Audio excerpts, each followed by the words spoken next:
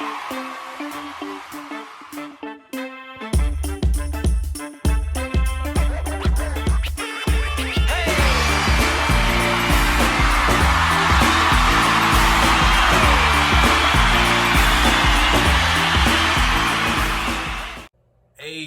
just had a phenomenal Fight for the Fallen special where we saw the Elite versus Dark Order in a beautiful and a nice, fun elimination style tag team match. We saw Lance Archer defend his IWGP U.S. championship, and we saw mayhem as, of course, Chris Jericho went against Nick Cage in an Anything Goes match.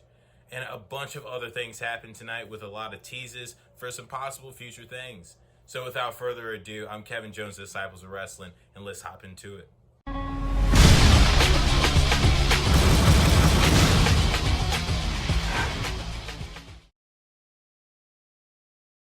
So starting off, we have ourselves the Elimination Tag Team match where it is the Elite, the Good Brothers, the Young Bucks, and of course the AEW World Champion Kenny Omega versus the Dark Order with Hangman Adam Page. And representing the Dark Order, we have Stu Grayson and Evil Uno, and of course Ryan Reynolds and the big strong boy, Mr. John Silver. And we start this thing off, and it starts off with chaos right away. We actually see very, very quickly Alex Reynolds end up getting zeroed out and ends up getting pinned for an elimination by Doc Gallows as he pulls on the trunks. But very quickly we see Carl Anderson get zeroed out by the Dark Order. And of course we see the fatality from Stu Grayson and Evil Uno for the elimination of Carl Anderson. Now shortly after this elimination, Stu Grayson and Doc Gallows get into it, and they're fighting from inside the ring, and this bleeds out right into the crowd. And we see these two both end up getting counted out to where they're both eliminated from the match. Then we go back in the ring and we see Evil Uno toe-to-toe with Kenny Omega. And Evil Uno had a phenomenal showing where he even got a nice near fall against Kenny Omega.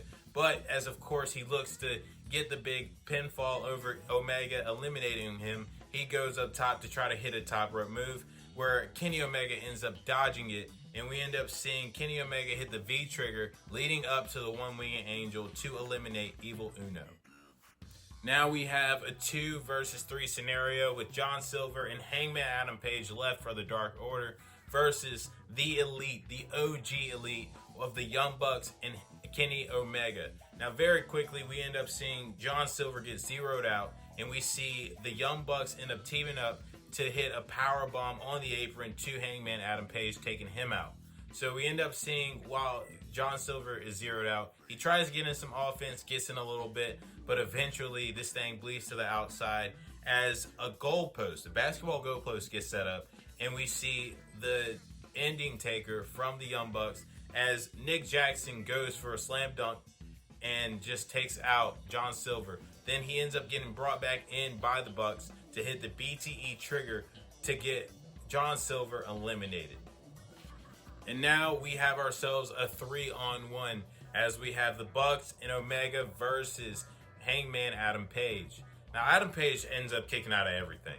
We see him get hit by the super kick party by all 3 members of the Elite. We see him get hit by the 450 backbreaker.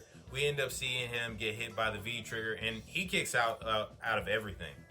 He even gets hit by the championship title later on in this match by Kenny Omega and still kicks out. But we end up seeing him even eliminating one of the Bucks as he hits a double buckshot lariat. And then, of course, we see him versus Omega finally squaring off. We see these two go head-to-head, and we think we're about to get a phenomenal showing from these two. But very quickly, we end up seeing the Bucks come in. And then, of course, we end up seeing Kenny Omega finally getting the championship title that he failed to attempt to do before. And then he hits Hangman Adam Page, as I said, for the near fall. But he ends up hitting the V-trigger and the one-winged angel for the win. Now after this exciting match, we go backstage and there's an interview with Alex Marvez and what was supposed to be the Death Triangle, but instead is just Pac, where we find out that, of course, the Lucha Bros did come in. They did end up getting their flights successfully to the center, but their rentals that were supposed to come pick them up ended up getting canceled. Now we end up finding out that Andrade and Chavo Guerrero both ended up sending out a limo to go pick up the Lucha Bros, telling them that they're going to arrive in style and that maybe, just maybe, Pac should be looking after their boys just a little bit more. And this is, of course, another attempt for Andrade and Chavo to sway the Lucha Bros onto their side instead of siding with Pac. And now we bring it back to the ring where we end up seeing Team Taz celebrate with Ricky Starks after the win for the FTW Championship. We see Taz call out Starks and him and Hook come out. And of course, we see a band end up playing on the ringside area as these two come into the ring. Ricky Starks comes in and he talks about how he's been the glue of Team Taz and how Brian Cage has been selfish throughout the entire time while Ricky Starks has been holding down the fort. And of course, while he's talking trash about Brian Cage, out comes Brian Cage. And of course, he comes out and he cleans house, taking out every member of this band on the ringside area. Then, of course, this leads to Ricky Starks having enough time to take the high road because he wants no part of Brian Cage. But I can't wait to see these two collide just one more time. Our next match, it is FTR versus the Pride and Powerful Santana and Ortiz. With Santana and Ortiz being accompanied by Conan and FTR being accompanied by Tully Blanchard. This match starts off and we see a nice feeling out process owned by Santana and Ortiz as they go one-on-one with Dax and Cash. But eventually we see the tag team cohesion of FTR end up overshadowing these two, and we end up seeing them take control all up until Ortiz hot tags in Santana, and Santana runs wild, getting the flurry of offense, rebuilding up the momentum for his side. And this ends up bleeding into their tag team chemistry as these two just take all the momentum for themselves against FTR. Now eventually we end up seeing things break down where we see Cash ends up coming in for two phenomenal and beautiful tornado DDTs on Santana and Ortiz. But of course, this ends up leading to Santana getting a nice powerbomb where he tried to go for the high stack, but the weight of Dax Harwood was just too much for that, and it ends up being a near fall. Now, Dax ends up building momentum back for FTR as he hits a nice superplex on Ortiz when he gets back in the ring, and this was for a near fall. But eventually, we see Dax Harwood end up getting a nice brainbuster to secure the victory for his tag team. Now, I think this match ended up getting cut short as we saw a legitimate injury on Cash on the outside where we saw medical attention and Tully Blanchard going straight to him, and he looked rough. So I think that was why the match ended up so abruptly, but overall it was still a great match. Now we go backstage, and Tony Schiavone had an interview with Britt Baker earlier in the night where we end up seeing that Britt is, of course, celebrating her win against Nyla Rose last week for the AEW Women's Championship. But Britt Baker informs everybody, of course, with everyone now coming after her and seeing how serious the competition is and how willing everyone is to come after that championship, maybe it's time for some bigger muscle. So I don't know who Britt Baker's teasing for, but I can't wait to see who's going to eventually come to the side of Britt Baker. Next up, we get news that AEW is coming to Chicago for Rampage on August 20th.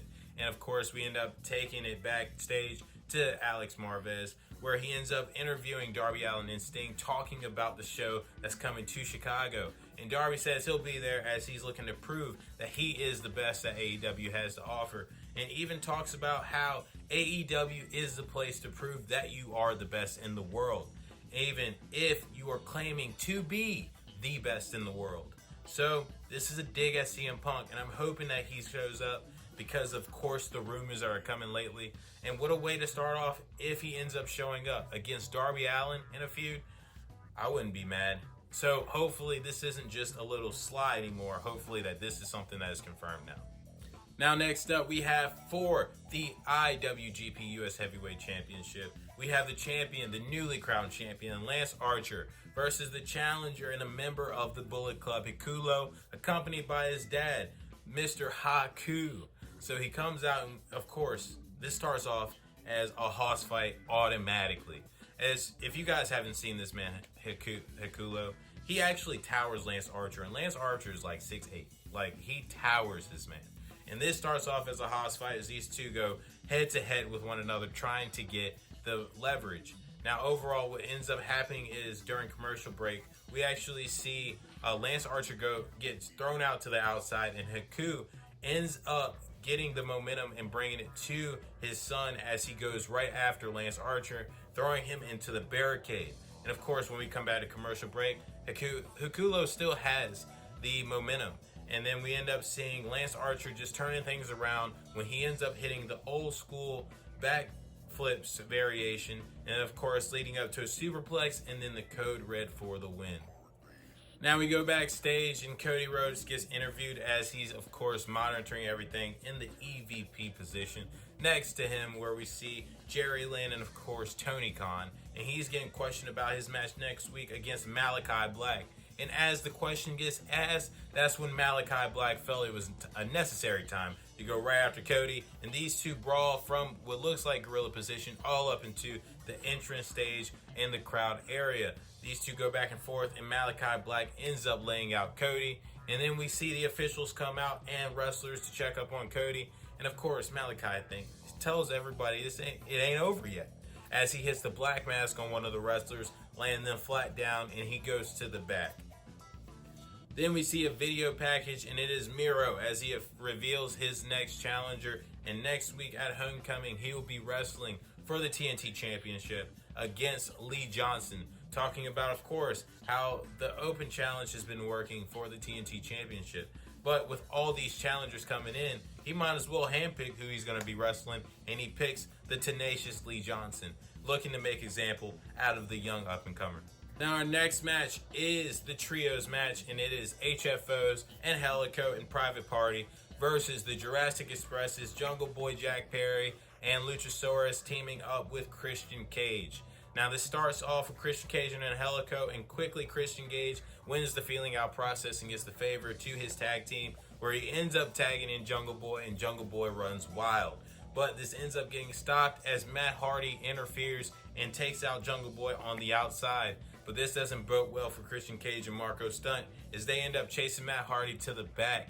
And we end up seeing the momentum quickly switch back to Jurassic Express and Cage. Now we end up seeing things break down, and it ends very quickly as we see Jungle Boy taking out Private Party, and we end up seeing a choke slam from Luchasaurus and then a frog splash from Christian Cage for the win. Now after the match, while Christian Cage and the Jurassic Express is celebrating after, we end up seeing a hoodied guy come from the ringside area, where he ends up punching Christian Cage and laying him flat, where we find out that it was the Blade and it was Brass Knucks that left Christian Cage on the floor. Now, of course, after this, we end up finding out later on that next week we will be getting Christian Cage versus the Blade. Now, our last match before the main event, it is Thunder Rosa versus Julia Hart. And this was a nice, fun match, but it was very, very quick, as it was meant to show off Thunder Rosa. And she ends up, the final sequence being with her doing a nice double stomp onto Julia Hart as she's propped up on the bottom turnbuckle. And then we see the Thunder Bomb for the win for Thunder Rosa. And now, the main event, it is Labor number 2 for Chris Jericho and his journey to get the rematch against MJF. And it is him versus Nick Cage in an everything goes match. And of course, this starts off with them trying to wrestle, which I'm confused. I don't know why they even tried this, because the Painmakers out here for Chris Jericho representing strong. And then we got a guy who is not known for his wrestling moves with Nick Cage. He is known for these death matches. Like, this is ridiculous. This man is the king of the death match, and they trying to wrestle. Well, this quickly ends up turning into the fight that we all were looking forward to, as Nick Cage goes for the pizza cutter and slices up the arm of Chris Jericho. And these guys are going full steam ahead, as we see, of course, the pizza cutter, we see Floyd, we see light tubes, we end up seeing steel chairs, and we even saw a glass plate in this match. And as I'm talking about the glass plate, we end up seeing Nick Cage propping up the glass plate onto 2 chairs as he's looking to hit a move on the top rope on Chris Jericho. But Jericho ends up reversing as he ends up hitting a nice top rope Hurricane Rana through with Nick Cage through, of course, the glass plate. And then we end up seeing things break down as Nick Cage takes all the momentum. We end up seeing Nick Cage use the pizza cutter on Chris Jericho's forehead to slice him open. Then we end up seeing him break the light tubes numerous light tubes all over the body of Chris Jericho. Then we end up seeing him take the shards of glass and just digging it into the forehead and the face of Chris Jericho, just creating more blood. And we see him going for a nice pile driver on the glass shards. All of this for a near fall. Then, of course, we end up seeing him go for even more violence. So he gets these nice 2 bundles of the glass tubes. And then, of course, as he's hyping up the crowd, we see Chris Jericho get back up and he sprays and spits out the green mist. And this is all to set up a nice Judas effect for the win. Now, as the crowd is celebrating with Chris Jericho after the win, we think, he's one step closer to, of course, wrestling MJF in a rematch. But MJF gets on the mic and he's like, hey man, you did almost the impossible by beating Nick Cage. But here's the next impossible task that you have to do. You have to perform a top rope move against this guy. And then we see a flashback. This is a nice little callback to when Chris Jericho came at MJF as he had the AEW World Championship. This was back when AEW first started.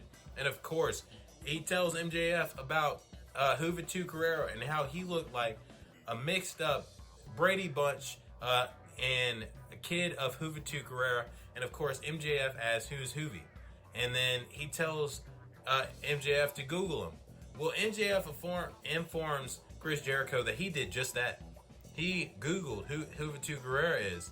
And the news is that Labor number 3, in 2 weeks' time, Chris Jericho will be wrestling Juventud Guerrero.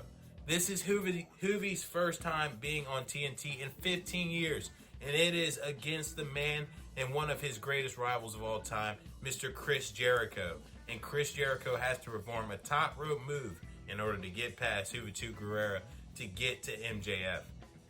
So, with all that, of course, this was a heck of a show from AEW. I can't wait for things to come. And, of course, definitely dive into more content as we're coming to you guys with the SmackDown recap as Asante does that. And if you guys haven't watched it yet, check out the NXT recap from Jordan Moser. And until next time, I'm Kevin Jones, and that was wrestling.